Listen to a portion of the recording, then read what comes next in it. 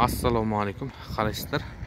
Сіздерге 150 кубтық бәйгенің екі түрінен обзор түсіре кету жүзін көріп жатырмыз. Біріншісі бәйге 150 кубтық А15 және бәйге 150 кубтық А1 моделі.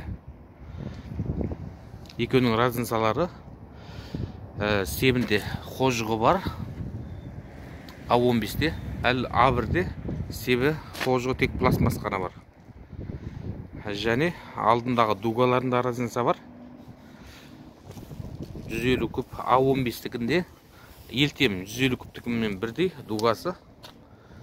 Және багы үлкен 14 литр болады. Елтемдікі сияқты тоже. Ал енді А1-дікінде 12 литр. Моторы, екеуінің моторы бірдей. Моторына тоже гарантиясы бар.